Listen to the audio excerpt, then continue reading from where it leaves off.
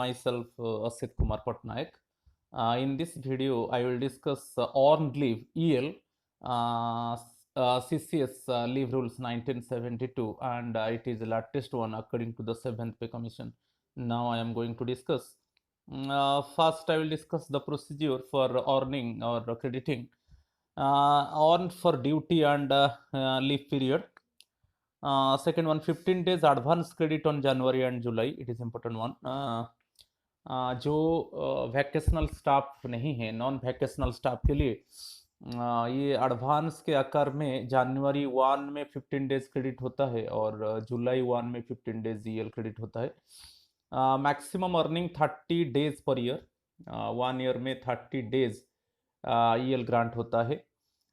Credit for 1 complete month, तो ये बहुत इंपॉर्टेंट है. 1 कंप्लीट मंथ के लिए कितना ईएल क्रेडिट होता है? इट इज 5/2 और 2 हाफ डेज, और ये कंप्लीटेड मंथ होना चाहिए. ओके, इट इज 5/2 और 2 half days. Credit for fraction should be rounded off to the nearest day. यदि वो फ्रैक्शन में आ जाता है उसको राउंड अप करके हम नियरेस्ट डे को कन्वर्ट कर देते हैं. जैसे यहाँ पर जो एग्जाम्पल है 7 हाफ डेज है, उसको राउंड अप करके हम 8 डेज कर देंगे. ठीक है. Next one, extra ordinary leave और डायजनॉन के टाइम में क्या होगा? When an employee is on extra ordinary leave और dies non means it is unauthorise leave without permission of the leave authority. So at the time of extraordinary leave or diazonon in a half year, then advance credit of EL for the next half year shall be reduced by 1/10 of EOL और diazonon. ये बहुत important है. Suppose यहाँ पर मैं explanation दे दिया, मगर उसके पहले मैं बताना चाहता हूँ, जो हाफ ईयर में हम जितना EOL और diazonon लिया तो उसका 1/10 जितना यूएल हम लेंगे और जितना डायजनॉन पीरियड है उसका 1/10 हम कैलकुलेट करेंगे, और जो नेक्स्ट हाफ ईयर में जो ईएल क्रेडिट होगा उससे हम जो 15 डेज ईएल क्रेडिट होगा उससे हम डेबिट कर देंगे. यहाँ पर मैं एग्जाम्पल एक दे दिया, explanation. If an employee is on 40 days UL or dies non in first half year January to June. So इस एग्जाम्पल में क्लियरली दे दिया कि first half year January to June के अंदर यदि 40 डेज एक्स्ट्रा ऑर्डिनरी लीव और 40 डेज डायजनॉन का पीरियड होता है तो उसका 1/10 हम निकाल देंगे. सो 40 डेज का 1/10 क्या है? 4 है. सो अगेन जो जुलाई 1 में जो 15 डेज ईएल क्रेडिट होना चाहिए वो 15 डेज ईएल क्रेडिट नहीं होगा, उससे हम 4 ईएल माइनस करके 11 डेज ईएल क्रेडिट होगा, क्योंकि जितना ईओएल और डायजनॉन पीरियड होता है उसका 1/10 हम कैलकुलेट करके जो एडवांस के आकार में जो ईएल हमारा नेक्स्ट हाफ ईयर में क्रेडिट होता है उससे हम डेबिट कर देंगे. ये बहुत इंपॉर्टेंट है, और एक्सप्लेनेशन को देख लो, यहाँ पर क्लियरली उसी चीज को मैं मेंशन किया. Clear. Next one, removal or dismissal from service. ये बहुत इंपॉर्टेंट है, उसके ऊपर क्वेश्चन आता है. On the date of removal or dismissal from the service at the rate of 2.5 days per month for each completed calendar month up to the end of the calendar month preceding the calendar month in which he is removed or dismissed from service. हमको हम already we have cleared that for each completed calendar month 2.5 days और 2 half days EL credit होता है. Clear. तो जिस month में removal or dismissal होता है वो मंथ को हम काउंट नहीं करेंगे, क्योंकि वो कंप्लीट कैलेंडर मंथ नहीं होगा. उसका प्रीवियस मंथ तक हम ईएल को काउंट करेंगे और उसको क्रेडिट किया जाएगा. क्लियर. ये एक्सप्लेनेशन दिया है यहाँ पर. If employ removed or dismissed from service on the last day of the month June, then the last day is not treated as working day. So June month is not a completed calendar month. So 2.5 days EL credited for each month up to the end of the calendar month May preceding the calendar month June in which he is removed or dismissed। ये जो explanation में clearly दे दिया, suppose last day of June में employ को remove कर दिया गया और डिसमिस कर दिया गया, तो हम जानते हैं जिस डे में उसको रिमूव और डिसमिस किया जाएगा वो वर्किंग डे नहीं होगा। तो जून, सपोज मेरा जो एक्सप्लेनेशन में जून लास्ट डे उसको रिमूव किया गया और डिसमिस किया गया, फिर भी जून को हम कंप्लीट कैलेंडर मंथ नहीं लेंगे, क्योंकि जो रूल है जिस डे में रिमूवल और डिसमिसल होगा वो डे वर्किंग डे नहीं होगा। तो यहां पर मेरा जो एग्जांपल है वो अप टू मई तक हम ईएल को कैलकुलेट करेंगे और ईएल क्रेडिट होगा। ओके, 2.5 डेज के हिसाब से for completed calendar month.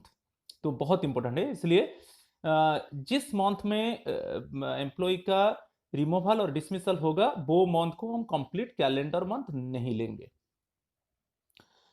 Then next one, death of a government servant. In case of death 2.5 days per month including the month on which death happened will be considered. ये बहुत important है। यहां पर मैं बताना चाहता हूं कि जिस मंथ में एम्प्लॉय का डेथ हो जाता है वो मंथ को हम कंप्लीट कैलेंडर मंथ के आकार में लेंगे। वो मंथ को कोई भी एक मंथ का कोई भी डेट में एम्प्लॉय का डेथ हो जाता है वो मंथ को हम कंप्लीट कैलेंडर मंथ लेते हैं। क्लियर, इतना याद रखना है। और हम जानते हैं कि कंप्लीट कैलेंडर मंथ के लिए 2.5 डेज ईएल एडवांस के आकार में क्रेडिट होता है। वही एक्सप्लेनेशन में मैं दे दिया, if government servant has dies in month of May 2.5 days per month including the month में on which death happened will be considered. तो उसके हिसाब से वो कैलकुलेट होना है। जैसे मेरा एक्सप्लेनेशन में मंथ ऑफ मे में गवर्नमेंट सर्वेंट का डेथ होता है तो मंथ ऑफ मे को कंसिडर किया जाएगा, एक कैलेंडर मंथ के आकार में उसको कंसिडर किया जाएगा। तो जनवरी टू मे जैसे 5 months हो गया, तो अभी 2.5 into 5 कितना हो गया, 12.5 डेज हो गया, और उसको नियरेस्ट डे में हम राउंड अप कर देंगे, वो 13 डेज हो जाएगा। सो ये आकार में जो ईएल एडवांस के आकार में क्रेडिट होता है वो होगा। क्लियर। नेक्स्ट है retirement or resignation. If A government servant ceases to be in service in the course of a particular half year due to retirement or resignation, his leave account will be credited with EL at the rate of 2.5 days for each completed calendar month up to the date of retirement or resignation. It means the month on which retirement or resignation happened is considered as completed calendar month. तो retirement resignation जिस month में suppose employ का retirement होता है और employ resignation देता है वो मंथ को भी कंप्लीटेड कैलेंडर मंथ के आकार में कंसीडर किया जाएगा। तो कंप्लीटेड कैलेंडर मंथ के लिए 2.5 डेज ईएल ग्रांट होता है, मिलता है। तो हमको यहां पर देखना है, बहुत इंपॉर्टेंट है, जिस मंथ में रिटायरमेंट और रेजिग्नेशन होगा वो मंथ को हम कंप्लीटेड कैलेंडर मंथ लेंगे। और आप जानते हो कि रिटायरमेंट सभी समय मंथ का लास्ट डेट होता है, तो रिटायरमेंट में कोई कंफ्यूजन नहीं है। ओके, और रिटायरमेंट रेजिग्नेशन जिस डेट में होता है उसको हम वर्किंग डे के आकार में लेते हैं। तो बेसिकली हम जानते हैं कि गवर्नमेंट एम्प्लॉय का जो रिटायरमेंट होता है लास्ट डे ऑफ मंथ में होता है। और जैसे रेजिग्नेशन, तो रिटायरमेंट में कोई कंफ्यूजन नहीं है। रेजिग्नेशन पर्टिकुलर मंथ में कोई भी डेट में रेजिग्नेशन होता एम्प्लॉय दे देता है तो वो मंथ को भी हम कंप्लीट कैलेंडर मंथ के आकार में लेंगे। ठीक है, यहां पर एक्सप्लेनेशन दे दिया, if GS has retired or resigned in month of May 2.5 days per month including the month of May on which retirement or resignation happened will be considered. तो यहां पर जो मेरा एक्सप्लेनेशन में मंथ ऑफ मे में employ का retired होता है और एम्प्लॉय रिजाइंड करता है तो मंथ ऑफ मे को एक कंप्लीट कैलेंडर मंथ के आकार में लिया जाएगा। तो यहाँ पर वैसे ही January to May it means for complete calendar month में 2.5 डेज ईएल ग्रांट होता है, उसके हिसाब से कैलकुलेट होगा। ठीक है, बहुत इंपॉर्टेंट है। नेक्स्ट हम देखेंगे अवेलमेंट को जाएंगे। ये बहुत इंपॉर्टेंट है, 180 डेज एट वन टाइम। एक ही समय हम मैक्सिमम 180 डेज का ईएल हम ले सकते हैं, उससे ज्यादा नहीं। ओके, ये बहुत इंपॉर्टेंट है। और लीव प्रिपेरेटरी टू रिटायरमेंट, जो एम्प्लॉई रिटायरमेंट के टाइम में, लीव प्रिपेरेटरी टू रिटायरमेंट के टाइम में वो 300 डेज का ईएल ले सकता है। ओके, इसको एलपीआर कहा जाता है, लीव प्रिपेरेटरी टू रिटायरमेंट। सो उसको 300 डेज रिटायरमेंट के पहले वो 300 डेज ले सकता है। Third one, 300 days in case of government officers, if the entire leave or a portion of it is spent on outside India, like Bangladesh, Nepal, Bhutan, Sri Lanka, but the leave spent in India does not exceed 180 days. A group A officers के लिए जो 300 days का ये grant होता है एक ही समय, if the entire leave और ए portion of it spent on outside India, वो उससे क्या होता है ना, जो 300 डेज से जो ईएल ग्रांट होता है उससे वो आउटसाइड इंडिया में उसको वो ईएल को स्पेंड करता है, जैसे बांग्लादेश, नेपाल, भूटान, श्रीलंका। बट इंडिया में वो जो स्पेंड करेगा वो 180 डेज से ज्यादा नहीं होगा। तो ये तीन चीज बहुत इंपॉर्टेंट है। एक ही समय 180 डेज ईएल एक एम्प्लॉय ले सकता है, मैक्सिमम 180 डेज। लीव प्रिपेरेटरी के टाइम में 300 डेज ले सकता है। और ग्रुप ए ऑफिसर्स जो कुछ ईएल इंडिया में स्पेंड करेगा और आउटसाइड में स्पेंड करेगा, और पूरा आउटसाइड में स्पेंड करेगा, इसलिए 300 डेज देता है। मगर इंडिया में जो स्पेंड करेगा वो मैक्सिमम 180 डेज होगा, उससे ज्यादा नहीं होगा। ये बहुत इंपॉर्टेंट है। Then accumulation of EL while limiting the maximum of 300 days, where the balance at credit is 286 to 300 days, further advance credit of 15 days on 1st January, 1st July will be kept separately and set off against the EL availed of during that half year ending 30th June or 31st December. However, if the leave availed is less than 15 days, the remainder will be credited to the leave account subject to the ceiling of 300 days at the close of that half year. ये जो part है मैं एक explanation दे दिया, आप explanation को देख लो, then you can understand clearly. If leave had balance is more than 300 days, then while crediting 15 days of advance credit, it will be matched to maximum ceiling of 300 plus 15 days. जैसे हमारे पास already EL 300 days, तो maximum accumulate होगा 300 days.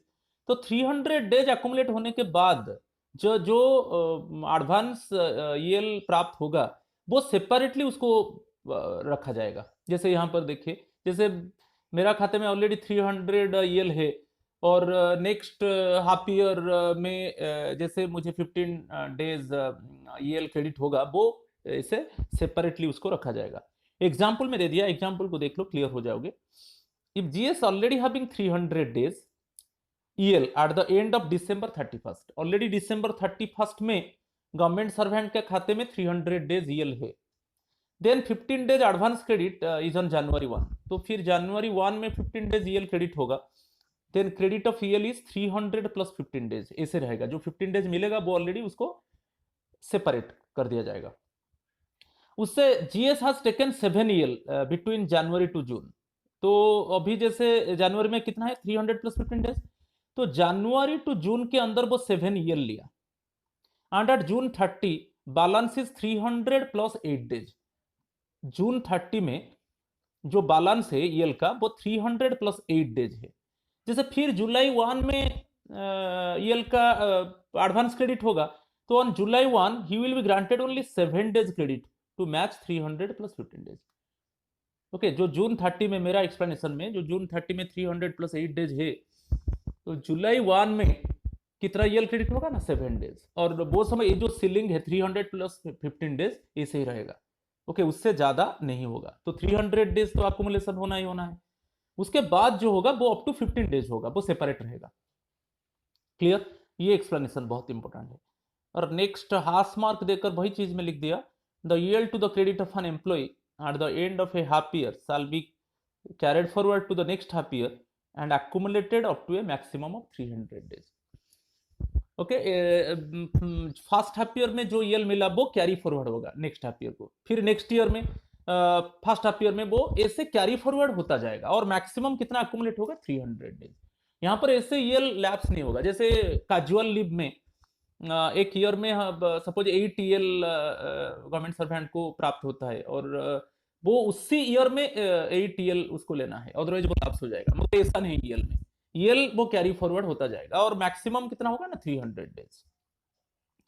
Combination में देखेंगे, ये बहुत important है, EL can be combined with other leaves except casual leave. सभी लीव के साथ कंबाइन हो सकता है अर्न्ड लीव, मगर कैजुअल लीव के साथ सीएल के साथ वो कंबाइन नहीं होगा। प्रीफिक्स और suffix of holidays, holidays can be prefixed और सफिक्स्ड टू ईएल। जैसे फॉर एग्जांपल है, जैसे मैं मंडे टू सैटरडे में ईएल लिया, तो जो संडे है प्रीफिक्स है, हो सकता है प्रीफिक्स, ठीक है, और सफिक्स जो नेक्स्ट संडे है वो सफिक्स होगा। ओके, तो प्रीफिक्स सफिक्स हो सकता है। ओके, प्रीफिक्स सफिक्स जो डे है वो एक्चुअली ईएल में इंक्लूड नहीं होगा, जितना दिन का ईएल हम लिए उसमें इंक्लूड नहीं होगा। इंटरवेनिंग हॉलीडेज, जैसे हम ईएल ले लिया, उसी के अंदर कोई संडे आया, कोई हॉलीडेज आया, वो एक्चुअली उसमें इंक्लूड होगा, ईएल में इंक्लूड होगा। तो संडेज और holidays falling in between EL are treated as EL. जैसे मैं मंडे टू सैटरडे ईएल लिया, उसके अंदर सपोज वेडनेसडे एक हॉलीडे आ गया, तो वो ईएल में काउंट होगा। जैसे मैं और एक एग्जांपल देता हूं, जैसे मैं फ्राइडे से ईएल लिया, फ्राइडे टू फ्राइडे, तो फ्राइडे टू फ्राइडे जो ईएल लिया उसके अंदर संडे आता है, तो वो संडे ईएल में इंक्लूड होगा, ठीक है। तो संडेज और holidays falling in between EL are treated as EL. थोड़ा ज्वाइनिंग टाइम के ऊपर देखेंगे, जो मैक्सिमम ज्वाइनिंग टाइम हमको मिलता है 15 डेज। जैसे हमारा ट्रांसफर होता है, हमको ज्वाइनिंग टाइम मैक्सिमम 15 डेज है। ज्वाइनिंग टाइम रूल जो होता है, विद इन 1000 किलोमीटर हमको 10 डेज ज्वाइनिंग टाइम मिलता है, और वैसे ही more than 1000 kilometre to 2000 kilometre joining time 12 days मिलता है, और मोर देन 2000 किलोमीटर डिस्टेंस है हमारा जो ओल्ड हेडक्वार्टर से न्यू हेडक्वार्टर, तो 15 डेज मिलता है। तो वहां पर जैसे joining time maximum 15 days EL हमको मिलता है। यदि ज्वाइनिंग टाइम को फुल्ली यूटिलाइज नहीं किया जाएगा तो हमारा ईएल अकाउंट में वो क्रेडिट होगा, वही चीज यहाँ पर मैं लिख दिया। If it is not fully utilized, then unavailing joining time shall be credited to EL account. But total credit of EL and unutilized joining time shall not exceed 300 days. तो जैसे नेक्स्ट वन बहुत important है, जैसे 1 day joining time admissible for transfer within the same station. Headquarter change नहीं होगा, with in same station में हमारा transfer हो रहा है, तो इस टाइम में हमको जो ज्वाइनिंग टाइम 1 डे का ईएल मिलता है, उसको हम अवेल नहीं करेंगे तो वो ईएल अकाउंट में क्रेडिट नहीं होगा। तो इसको याद रखना है, 1 day joining time admissible for transfer within the same station, if it is not availed can not be credited to the EL account. Last 10 year service में एक्चुअली गवर्नमेंट सर्वेंट को EL मना नहीं किया जाएगा। EL should not ordinarily be denied to any employee, especially in the last 10 years of his career. Last 10 years of his career में जो service बचा है 10 years, उसके अंदर उसको मना नहीं किया जाएगा EL। Debit of EL account to the extent EL is availed of, जितना हम EL लेंगे वो उतना EL को हमारी खाते से डेबिट किया जाएगा। और second, 1/10 of extra ordinary leave or dies non subject to a maximum 15 days shall be reduced from the EL to be credited for the next half year। इसको मैं बता चुका हूँ। तो फर्स्ट हाफ ईयर में हम जितना extra ordinary leave or dies non लिया उसका 1/10 हम निकालेंगे, और नेक्स्ट हाफ ईयर में जब EL एडवांस के आकार में क्रेडिट होगा उससे उसको डेबिट कर दिया जाएगा। और ये मैक्सिमम कितना हो सकता है, 15 डेज मैक्सिमम हो सकता है। क्लियर, ये बहुत इंपॉर्टेंट है। जैसे पूरा 6 मंथ्स आप first half year, suppose January to June, जैसे आप 180 डेज पूरा ले लिया, यूएल और डाइजनॉन पीरियड वो हो गया, तो उसका 1/10 जैसे 18 होता है, ओके, वहाँ 18 नहीं 15, क्योंकि नेक्स्ट एडवांस जो क्रेडिट होगा वो 15 डेज होगा। तो पूरा और नेक्स्ट हाफ ईयर में वो ईएल एडवांस के आकर में क्रेडिट नहीं होगा, क्योंकि पूरा 6 मंथ्स हम एक्स्ट्रा ऑर्डिनरी लीव ले लिया और वो पीरियड को डाइज डाउन कर दिया गया, अनऑथराइज लीव सपोज हो गया। तो उसका 110 कितना होता है, 18 होता है, तो मैक्सिमम कितना होगा 15 डेज। तो नेक्स्ट हाफ ईयर में कोई क्रेडिट नहीं होगा। तो ऐसे आपको कैलकुलेट करना है कि जो हाफ ईयर में हमारा कितना यूएल है और कितना डाइज डाउन पीरियड है, उसका 1/10 हम निकालेंगे, और जो नेक्स्ट हाफ ईयर में जो 15 मैक्सिमम जो 15 ईएल क्रेडिट होता है उससे हम उसको डेबिट कर देंगे। ये बहुत इंपॉर्टेंट है, उसको याद रखना है। Leave encashment at the time of availing LTC, LTC के टाइम में लीव एनकैशमेंट क्या फैसिलिटी को हम अवेल कर सकते हैं। Maximum leave encashment of EL for LTC on one occasion 10 days होता है। तो एक ओकेजन एलटीसी हम ले रहे हैं और उस टाइम हम 10 डेज का अप टू 10 डेज का लीव एनकैशमेंट हम ले सकते हैं। ओके, 10 डेज का ईएल को हम कन्वर्ट कर सकते हैं। ओके, सैलरी में कन्वर्ट कर सकते हैं और उसको ले सकते हैं। तो अप टू 10 डेज, और एंटायर सर्विस में 60 डेज का लीव एनकैशमेंट होगा एलटीसी के टाइम, लीव ट्रैवल कंसेशन के टाइम। बहुत इंपॉर्टेंट है। मगर यहाँ पर एक कंडीशन है, जब हमारा लीव एनकैशमेंट होगा 10 डेज का ईएल को हम इट मीन्स उसका हम सैलरी ले जाएंगे, उसको लीव एनकैश कर देंगे। तो इस केस में एक्चुअली हमारा खाते में बैलेंस के आकार में ईएल 30 होना चाहिए। Balance of at least 30 days of EL is still available to his credit after availing leave and leave encashment. Okay, जैसे हम 10 डेज ईएल को हम लीव एनकैश कर दिया, और हम जानते हैं कि ईएल टाइप अर्नड लीव लेके हम एलटीसी जा सकते हैं। उसके बाद हम सपोज 10 डेज हम ईएल ले लिया एलटीसी के लिए, तो यहाँ पर कितना खर्च हो गया, 20 ईएल खर्च हो गया, क्योंकि 10 ईएल को हम लीव एनकैश कर दिया और 10 ईएल हम एलटीसी के लिए ले लिया। तो बेसिकली लीव एनकैशमेंट यहाँ पर जो होता है वो एलटीसी के लिए होता है। तो हम जो एलटीसी में जाएंगे 10 ईएल ले लिया और लीव एनकैशमेंट 10 ईएल कर दिया, तो यहाँ पर 20 ईएल खर्च हो गया। उसके बाद हमारा खाते में मिनिमम 30 डेज का ईएल बैलेंस होना चाहिए। ठीक है, ये बहुत इंपॉर्टेंट है। तो maximum 10 days EL encashed on one occasion of availing both home town and all India LTC. जब हम होम टाउन चाहे होम टाउन एलटीसी हो और ऑल इंडिया एलटीसी हो, उस टाइम में हम 10 डेज ईएल को हम एनकैश कर सकते हैं। Okay, it will not be deducted while computing the maximum admissible for encashment at the time of quitting service। तो इसको हम आगे में देखेंगे। Maximum encashment of 300 days EL at the time of retirement plus LTC encashment of 60 days EL in entire service. तो ये जो 60 days का जो यहाँ पर एलटीसी टाइम में हम पूरा एंटायर सर्विस में 60 डेज ईएल को हम एनकैश कर सकते हैं। एक्चुअली वो डेबिट नहीं होगा, क्योंकि जब हमारा रिटायरमेंट होता है तो हम 300 डेज ईएल को हम एनकैश कर सकते हैं, उससे डेबिट नहीं होगा। क्लियर, ये बहुत इंपॉर्टेंट है। ठीक है, फिर लीव सैलरी पे drawn immediately before proceeding on leave. जब हम ईएल लेते हैं उसी समय एक्चुअली पे drawn immediately before proceeding on leave. जो हमारा ये क्यों दे दिया, सपोज हम ईएल ले लिया, उसी के अंदर इंक्रीमेंट पीरियड आता है। जैसे मैं ईएल ले लिया 25 जून से 5 जुलाई, 25 जून से 5 जुलाई में ईएल ले लिया, तो जुलाई 1 में इंक्रीमेंट आता है। तो वहां पर जो जुलाई 1 में एक्चुअली मेरा इंक्रीमेंट नहीं लगेगा, क्योंकि मैं ऑलरेडी ईएल ले चुका हूं जून 25 से। तो लास्ट पे ड्रॉन के हिसाब से मुझे सैलरी मिल रहा है। जब मैं ज्वाइन करूंगा तब मुझे इंक्रीमेंट का बेनिफिट मिलेगा। जब मैं जो मेरा एग्जांपल में जो जून 25 से जुलाई 5 तक में ईएल लिया, तो जुलाई 6 में मैं ज्वाइन करूंगा। जुलाई 6 में मैं जब ज्वाइन करूंगा मुझे इंक्रीमेंट का बेनिफिट मिलेगा। एक्सेप्शन दिया है कि EL to the credit of an employee who is dismissed or removed or resigns from the service ceases from the date of such dismissal or removal or resignation except in the following circumstances। हम जानते हैं कि जिस particularly जब government employ का removal हो जाता है और वो रेजिग्नेशन दे देता है और उसको डिसमिस कर दिया जाता है, उसी दिन से उसका ईएल बंद हो जाता है। मगर ये कुछ सर्कमस्टांसेस है उसको छोड़ के, when an employee resigns from his post before taking up a new post under the government of India.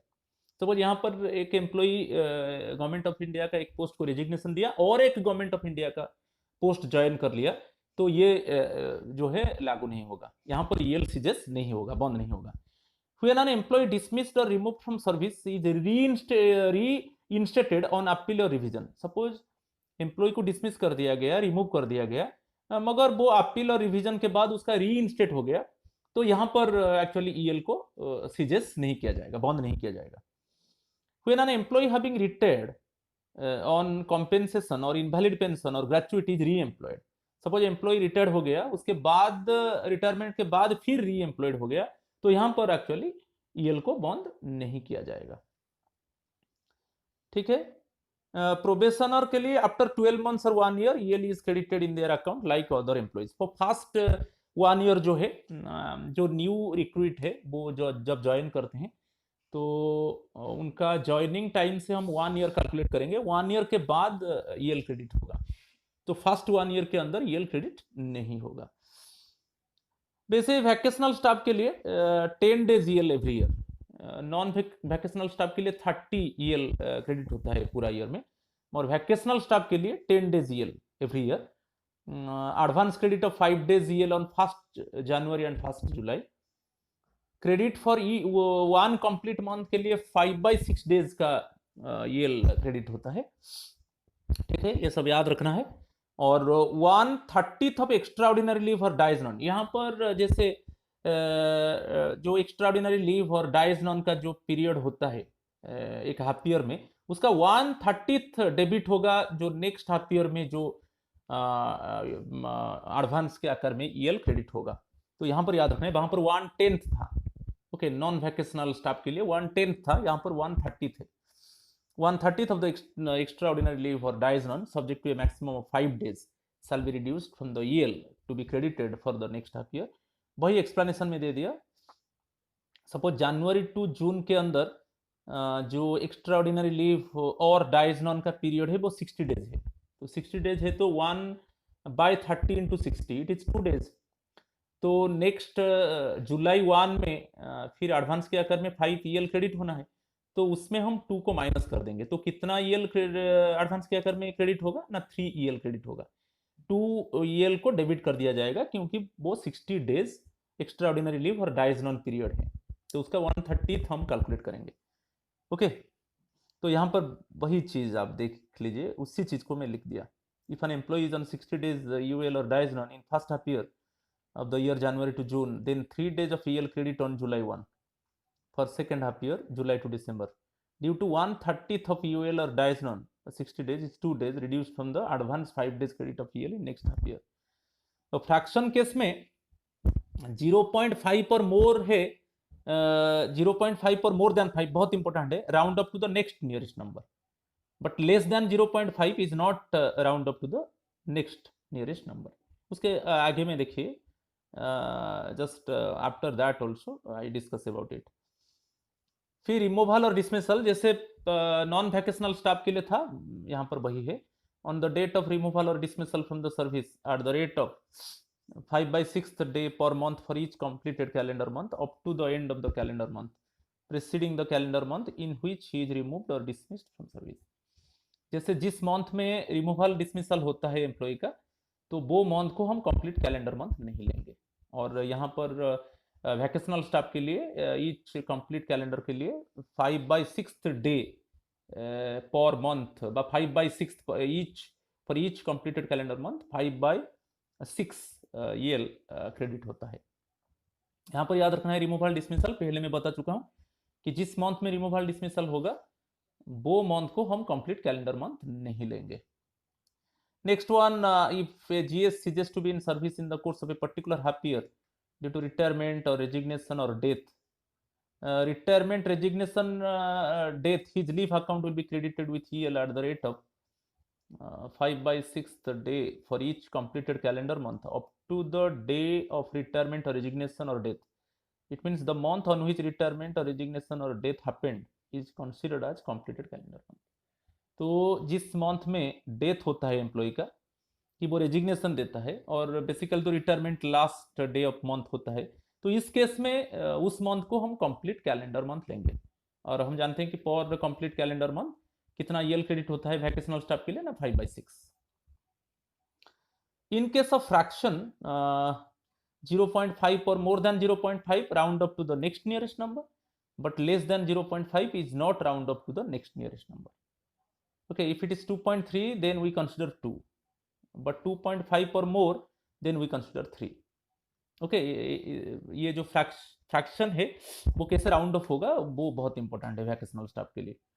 Okay, then next one, leave encashment for government servant quitting service. कभी कभी गवर्नमेंट सर्वेंट क्या करता है, वो service quit करता है, छोड़ देता है।